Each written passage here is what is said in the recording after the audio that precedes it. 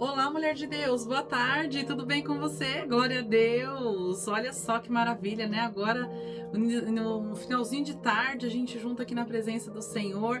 Para você que já está inscrito aqui no canal, você já sabe que esse é o nosso devocional. Eu me disponho. Para você que não está inscrita, eu vou te apresentar. Vou me apresentar. Eu sou a pastora Luana França, esse é o meu canal e esse é o nosso momento de devocional. O devocional Eu Me Disponho, aonde a gente recebe do Senhor uma instrução maravilhosa para o fim da tarde, para continuar esse dia e para nos manter firme na presença de Deus. Então, irmã, se você busca algo de Deus, se você busca conhecer melhor o Senhor, saber da palavra, ser instruída, você está no lugar certo. E aí você faz como as outras irmãs, se inscreve aqui no canal, clique o sininho das notificações para que o YouTube te avise toda vez que tiver conteúdo novo, dá um like aqui no vídeo e, acima de todas as coisas, compartilha assim que você terminar de ver esse vídeo, para que outras mulheres, assim como você, tenham acesso, possam receber também os conteúdos desse canal que tem edificado as nossas vidas. Glória a Deus, glória a Deus, amém. Olha só, gente, e o Senhor hoje vem trazer uma instrução assim de vida para nós, porque é difícil a gente, às vezes, se controlar diante da graça que Deus derrama sobre nós, né? Tem coisa que Deus faz na nossa vida que é tão grande, que é tão grandiosa, que se a gente não vigiar, a gente se confunde, a gente se desvia o olhar, a gente começa a se distrair. Essa é a verdade. Uma vez eu ouvi uma pregação do bispo do ministério onde eu congrego, que ele falou o seguinte, que tinha uma pessoa, ele usou um exemplo, né? Vai um irmão da igreja, que o sonho dele é ter uma casa na praia, ele falou, né? Ele falou assim, e a gente vê aquele irmãozinho buscando, e ele sempre fala, nossa, meu sonho é ter uma casa na praia, e você vê aquele homem assim, tão fervoroso, fazendo tanta obra de Deus, por que será que Deus ainda não tinha permitido? Aí ele falou assim, porque tem pessoas que não estão preparadas espiritualmente ainda para um bem maior e acabam transformando a graça de Deus em desgraça na vida deles. Eu fiquei assim, ele falou, sabe por quê? Porque Deus vê, Deus sonda no coração. E Deus vê que ele, se ele receber aquela casa, ele vai se distanciar de Deus. Porque um final de semana ele vai descer para a praia e não vai vir para a igreja. Aí no outro final de semana ele vem, aí ele começa a alternar os dias, vai chegando uma hora que ele não vem mais. E quando Deus vê que aquela graça vai te afastar dele, Deus não entrega. Primeiro ele vai te preparar ainda mais, vai te calejar ainda mais, ao ponto de que por nada você troque a presença dele. E você sabe que tem pessoas que são assim. E Deus vem nos alertar, Deus nos alerta, porque você sabe que viver plenamente a graça de Deus é maravilhoso, viver plenamente os benefícios que Deus nos entrega é muito bom, mas a gente tem que ter sabedoria até para viver os momentos de alegria, porque se existem situações que nos criam distração, são os momentos muito felizes. Eles nos dão, o ambiente é propício para distração, e a gente tem que vigiar até nisso, a gente não pode baixar a guarda, porque a palavra do Senhor diz que Satanás ele fica como um leão, sabe, ao derredor, procurando a quem ele possa tragar. E ele não está preocupado com aquele que não tem vida com Deus, com aquele que não está vivendo nada em Cristo, porque aquele lá já está no mundo dele. Mas nós que temos uma vida com Deus, nós que temos recebido do Senhor atenção, benefícios, que o Senhor nos dá a oportunidade de sempre estar entrando em comunhão com Ele, permanecer firme e caminhar com Ele, são essas pessoas que Ele quer derrubar, são essas pessoas que Ele quer tirar o foco, são dessas pessoas que Ele quer chamar a atenção. Então a gente tem que estar muito focada, a gente tem que prestar muita atenção em tudo que acontece no entorno. A gente tem que viver uma vida muito feliz na presença de Deus, mas sempre vigilante, sabe? Sempre tá olhando, tá feliz, mas tá olhando, tá vigiando, tá guardando, sabe? Porque existem momentos que Satanás vai querer de qualquer forma usar tudo que tem para te distrair e tirar o seu foco. E quando você se desfoca, muitas vezes vem sobre você um sentimento de se apegar no seu próprio entendimento de que você já está grande na presença de Deus, que você consegue andar com as suas próprias pernas.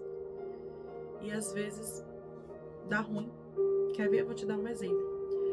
Entra lá no livro de 1 Samuel, o capítulo 13. Se você tiver com a sua Bíblia aí, se você não tiver, eu vou ler aqui para você, tá bom? Fica tranquila. É uma leitura um pouquinho longa, mas eu vou ler rapidinho, tá? Pra gente não perder muito tempo na leitura, mas é importante ler esse contexto todo pra gente poder entender o que Deus está falando com a gente hoje. Olha só. Saul reinou 1 ano e no segundo ano do seu reinado sobre Israel, Saul escolheu para si 3.000 homens de Israel. E estavam com Saul 2.000 em Micmas e na montanha de Betel, e 1.000 estavam com Jonatas em Gibeá de Benjamim. E o resto do povo despediu cada um para sua casa. E Jonatas feriu a guarnição dos filisteus que estava em Gibeá, o que os filisteus ouviram, pelo que Saul tocou a trombeta por toda a terra, dizendo: ouçam os hebreus. Então todo Israel ouviu dizer: Saul feriu a guarnição dos filisteus, e também Israel se fez abominável aos filisteus. Então o povo foi convocado para junto de Saul em Gilgal. E os filisteus se ajuntaram para pelejar, para lutar contra Israel. 30.000 carros, 6.000 cavaleiros, e o povo em multidão, como a areia que está à beira do mar, e subiram e se acamparam em Micmas, ao oriente de Bet-Aven. Vendo, pois, os homens de Israel que estavam em apuros, porque eles declararam, né, feriram os filisteus e eles estavam se sobrepondo em relação a eles. E o que os filisteus fizeram? Retornaram e trouxeram mais gente. E aí o povo de Israel, vendo-se que estava em apuro, eles começaram a se angustiar. Só que Samuel anteriormente, no capítulo anterior, no capítulo 12, Samuel profeta, falou para o rei Saul que esperasse que ele ia vir. Com 7 dias ele vinha para fazer o sacrifício. Mas ele não falou: vou vir de manhã, vou vir de tarde, eu vou vir para fazer o sacrifício. E o povo fazia um sacrifício que todas as vezes que eles iam para as guerras, eles entregavam o sacrifício a Deus. E o povo começou a ficar angustiado, começou a se esconder nos lugares, começou a ficar com medo. Alguns passaram o Jordão, atravessaram, foram para outro lugar, foram migrando, né? Todo o povo ia atrás dele tremendo. Olha só. E aí Saul esperou 7 dias, que foi o tempo que Samuel tinha determinado. Não vindo, porém, Samuel a Gilgal, o povo começou a se dispersar. E Saul diz: traz-me um holocausto e ofertas pacíficas. E ele ofereceu o holocausto no lugar de Samuel. E sucedeu que, acabando de oferecer o holocausto, Samuel chegou. E Saul lhe saiu ao encontro para saudar. Olha só, no capítulo anterior, o Samuel já tinha falado para Saul que ia fazer, que ia subir ao 7º dia para fazer esse sacrifício, para fazer o holocausto. E no 7º dia ele chegou, só que ele chegou depois do holocausto. Ou seja, ele chegou, mas ele não chegou na hora, né? Porque eu acho que eles estavam tão ansiosos, né? E Saul, ele agiu pela sua própria natureza. E aí, Samuel disse para ele: o que fizeste? Aí Saul respondeu para ele: porque você demorou para chegar, o povo começou a se espalhar. Eu via que você estava demorando, que já tinha dado o 7º dia e você não chegou. Os filisteus já tinham se ajuntado em Micmas. E aí eu disse: agora eles vão descer contra Gilgal, e eu ainda não entreguei o holocausto, não orei. Então eu ofereci o holocausto. E Samuel disse para ele, falou: procedeste neciamente, e não guardaste o mandamento que o Senhor teu Deus te ordenou. Porque agora o Senhor teria confirmado o teu reinado para sempre. Porque quando um rei ele tomava posse nas outras nações, o rei que tomava posse, ele tomava posse do trono, e essa posse ela se seguia para a sua descendência. Então o reinado dele durava assim para sempre, até a última geração daquele rei. E Saul, ele tinha sido agraciado, ele foi o primeiro rei, porque até então eram os profetas, né? Ele foi o primeiro rei de Israel. Então, quer dizer, ele tinha sido agraciado com a graça de Deus que tinha sido derramada sobre a vida dele, para que ele fosse rei. E a tendência é que Deus confirmasse o reinado por toda a descendência dele. Só que com esse ato de desobediência de Saul, Deus já foi taxativo. Ele, através da boca de Samuel, ele já falou: olha, Deus, ele através desse holocausto, Deus iria confirmar o seu reinado para sempre. Porém agora não subsistirá o teu reino. Já tem buscado o Senhor para si um homem segundo o teu coração, e já lhe tem ordenado o Senhor que seja capitão sobre o seu povo, porquanto não guardaste o que o Senhor te ordenou. Olha só. Então assim, ele começou a transgredir já as regras de Deus, entendeu? Porque ele minimizou uma ordenância. Amados, o que nós temos que entender é que as mínimas, que nós não temos que dar escala àquilo que Deus ordena a gente para fazer. A gente não tem o hábito de dizer assim: ah, mas isso aí não foi uma coisa tão grande, não foi um pecado tão assim, não foi uma mentira tão assado. Não, gente, não existe escala para Deus. Pecado é pecado, mentira é mentira. Deus não olha como a gente olha. Deus vê de forma diferente. Deus vê tudo tudo tem um peso. Porque no mundo espiritual não existem pequenas coisas. Existe o pecado e o pecado e a verdade, a lei, a graça de Deus. Então, assim, se você faz o pecado, não importa qual seja, Satanás vai se aproveitar dessa situação para encontrar uma brecha e entrar na sua vida e fazer o salseiro que ele sempre faz. E quando eu comecei o vídeo falando para você que existe situação que a pessoa se distrai com a graça, foi o que aconteceu com o Saul. Saul, ele mesmo não acreditava nele quando ele foi ungido a rei. Ele foi o primeiro rei de Israel. Só que ele recebeu a graça de Deus de poder ser o rei, sabendo que Samuel estaria como sacerdote por trás ali, sendo usado por Deus para dar as diretrizes para ele do que fazer. E ele entendia isso. Só que nesse momento, ele se importou mais em impor o posicionamento dele como eu sou o rei, do que chamar o povo: não, peraí, não vamos dispersar não. Peraí. Então, vocês estão esperando, tá ansioso? Vamos clamar a Deus para que ele mande logo Samuel chegar, para que o socorro venha logo. Não, ele foi lá e meteu os pés pelas mãos, porque não era para ele fazer o sacrifício. Era Samuel que ia fazer. E nesse sacrifício Deus ia confirmar o reinado da descendência dele para sempre. Só que ele já naquele momento ele já despertou como, tipo, eu sou o rei, então eu vou fazer. Já que ele não chegou, eu vou fazer. E ele usou a desculpa porque sempre ele tinha uma desculpa. A desobediência dele começou aí. E aí o que acontece? Quando ele começou quando ele viu que ele tinha desobedecido, que fez errado, ele já não, mas é porque o povo começou a dispersar. E aí Deus confirmou para ele que o reinado dele não seria perpétuo, que não seria para sempre. Que Deus já tinha procurado uma pessoa segundo o coração dele para poder assumir o trono. Só que o que acontece? Ele continuou, aí ele chamou Samuel, e ele ainda foi rei por um bom tempo, né? Porque Deus não falou para ele assim: ó, vou tirar você do trono agora e vou colocar outro. Não. Deus já não confirma mais o seu reinado para sempre. Ou seja, em algum determinado momento ele ia ser interrompido, aquele reinado, e Deus ia colocar outro que não fosse da descendência dele naquele trono. E às vezes Deus nos dá muita, muita graça, Deus manifesta muita coisa na nossa vida, porque Ele olha em nós e vê um coração disposto. E confia que nós vamos corresponder àquela confiança. E nós decepcionamos Deus. Porque nós nos distraímos com o próprio benefício que recebemos e damos aquela relaxada na presença dEle.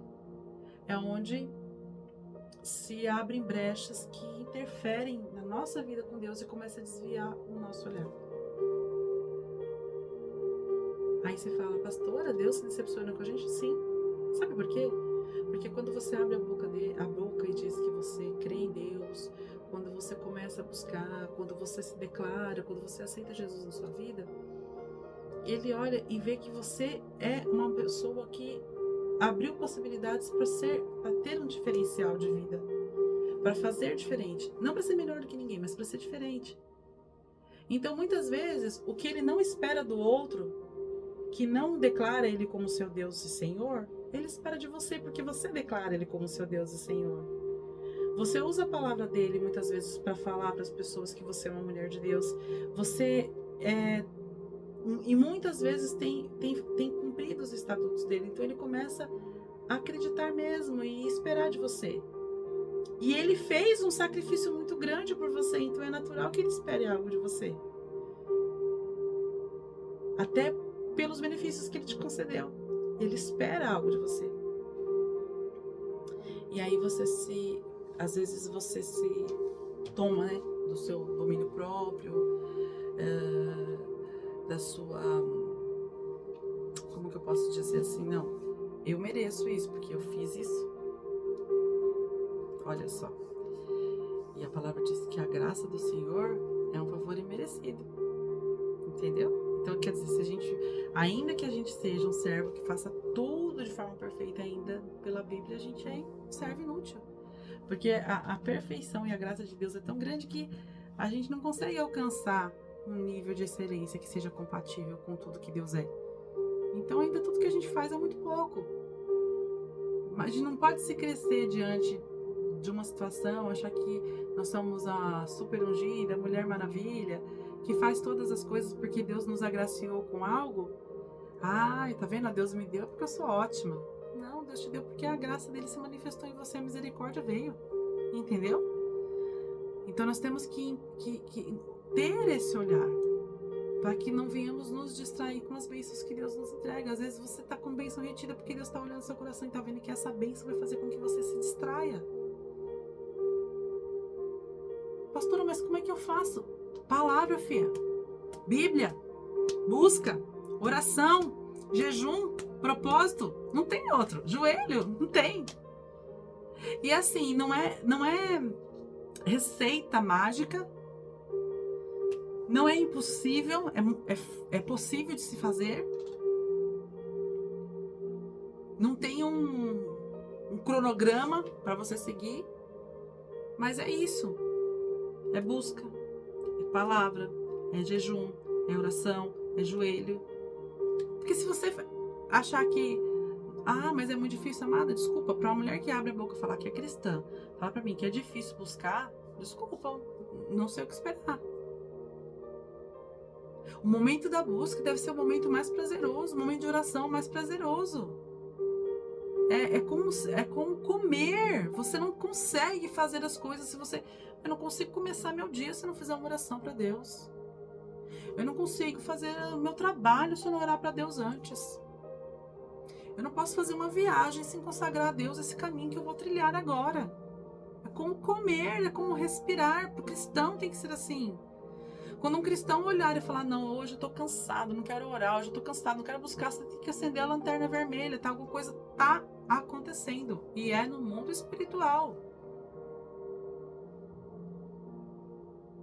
A gente tem que entrar num cenário que a gente visualize a nossa vida com Deus sempre de uma forma ampla, vendo tudo que Ele faz, tudo que está acontecendo como resposta àquilo que Deus está dando para nós. E nos olhar no espelho e ver que nós somos filhas desse Criador, que Ele é onipotente, que Ele é poderoso, a grandeza dele e que a misericórdia dele tem nos alcançado. A gente nunca pode se colocar no lugar de eu mereci, sabe? Eu mereci. Não é isso, é que Deus honra. Deus honra o sacrifício que a gente faz. Deus honra quando a gente acorda de madrugada para orar. Deus honra quando você, mesmo sem conhecer nada, porque Saul, ele foi honrado porque ele não conhecia nada, mas ele sabia quem era Deus, e Deus honrou a vida dele quando escolheu ele para ser, porque Deus viu nele um coração puro que se contaminou com o ego. Ele se contaminou, e ele se contaminou ao ponto que, quando você vê a história de Saul, ele perdeu o trono, ele perdeu o reinado, e Deus ainda o rejeitou. Porque às vezes Deus te dá algo, e depois Ele permite você perder porque você começa a se distrair. E Ele não te rejeitou por isso. Entenda, não houve rejeição. Ele permitiu a perda para que você não se perdesse mais. Entendeu? E aí você encontra o caminho de volta e Deus vai arrebentando com você, vai te dando mais coisas, você vai rompendo. É possível isso. Só que quando você se perde no seu próprio entendimento, você coloca como base a tua força, o teu status, aquilo tudo que você alcançou em Deus, você coloca como base que é seu. Não, Deus me deu porque eu mereci. Aí o ego começa a crescer, filho. Aí como diz meu bispo, aí lasca tudo, porque aí começa as coisas sabe, aí a ladeira abaixo, com certeza, ladeira abaixo com sucesso. E aí nós entramos naquele cenário da graça que foi transformada em desgraça. Porque Deus te deu, permitiu você perder, para que Ele não perdesse você. Entendeu? Então nós temos que realmente sempre analisar, ter uma fé inteligente, sempre buscar o conhecimento nas escrituras de Deus. Sabe, às vezes, eu vi uma pastora falando uma vez, quando você tem muita dificuldade, mas pastora, eu tô com toda dificuldade de fazer essa leitura, eu não consigo compreender. Leia até você ser especialista nesse capítulo, até você ser especialista nesse versículo. Porque Deus, Ele dá o entendimento. Nós temos uma vantagem espiritual tão grande, que é ter o Espírito Santo hoje habitando entre nós. Porque antes de Jesus, o Espírito Santo não estava sobre a terra. Então nós temos essa vantagem, sabe? De saber que nesse momento agora que você está ouvindo essa palavra, o Espírito Santo está ao seu lado, intercedendo para que a mínima vírgula que você receba, ela seja uma semente que venha edificar uma vida com Cristo. E isso é maravilhoso, a gente saber que tem o Espírito Santo que intercede por nós junto ao Pai, que está sempre junto, que todas as vezes que você abre a Bíblia, Ele está ali, para que você entenda. Está ali intercedendo para você entender. Que às vezes quando você se ajoelha, Ele está intercedendo para que o Senhor Jesus passe diante de você e receba essa oração. É perfeito, é um cenário maravilhoso. São tantos benefícios que hoje nós recebemos porque Jesus se sacrificou por nós. Então vamos receber de Deus tudo aquilo que Ele tem para nos entregar. Amado, eu posso sentir a presença de Deus. Deus tem tanta coisa para nos entregar. Vamos receber, não achando que nós somos excelentes e que nós somos as super escolhidas, por isso que Deus tem entregado. Não, porque Deus tem honrado uma busca que talvez tenha sido uma busca de anos. Sabe, às vezes você passou anos buscando algo na presença de Deus e Ele olhou para você. É um momento que Deus te olhou e diz: vou honrar ela agora, entregando a ela isso que ela está buscando. Vou honrar ela agora, entregando mais do que ela tem buscado. Vou honrar ela agora, confiando naquilo que nem ela confiava ser capaz de fazer. Não se distraia com esse benefício. Viva plenamente, mas não sendo a mulher que é perfeita, por isso você recebeu, não. Viva plenamente na certeza de que você foi agraciada pela misericórdia de Deus que veio sobre a sua vida. Seja grata por isso. E que Deus venha ter motivos para entregar ainda muito mais para você. E olhar para você não com a sensação de que Ele vai ter que reter aquilo que Ele já te entregou porque você não conseguiu metabolizar tudo. Mas olhar para você com um olhar de misericórdia, de amor, e se agradar do que você conseguiu construir com tudo que você recebeu, para que Ele te entregue ainda mais. Feche os seus olhos, eu quero orar por você. Senhor, nosso Deus e nosso Pai, em nome de Jesus, nós entramos na Tua presença te agradecendo por essa palavra maravilhosa, por esse momento na Tua presença, que tem nos edificado, que tem nos alcançado, que tem nos ensinado, que tem nos feito mulheres melhores. Que o Senhor continue usando, meu Deus, as nossas vidas com o Teu poder e autoridade. Que a Tua graça se manifeste a cada dia. Meu Pai, Que o Senhor venha colocar em nós um coração igual ao teu, Senhor. Um coração que não se distrai, um coração que não se corrompe, mas um coração que tende a te obedecer, a entrar na tua presença e se derramar, porque é a sua essência que nos interessa, porque é a sua essência, porque é o teu Espírito que nos faz fortes, que nos nutre quando precisamos, meu Pai. Senhor, em nome de Jesus, alcance em nós aquele lugar que ninguém é capaz de alcançar, mas o Senhor é, porque precisamos de Ti, porque esse lugar é único e exclusivamente Teu. E nós te agradecemos e te glorificamos na certeza de que a Tua vontade se manifestará em nós de forma sem igual e que nós seremos cada dia mais cheios do Teu Espírito excelente para a honra e glória do Teu santo nome. Amém. E graças a Deus. Amadas, que Deus te abençoe e que você tenha recebido daí, porque eu recebi daqui. Um beijo no seu coração, uma boa tarde. E a gente ainda tem um encontro ainda hoje às 18 horas. Graça e paz. Não esquece de compartilhar, por favor. Deixa Deus falar com as mulheres também. Beijo, tchau.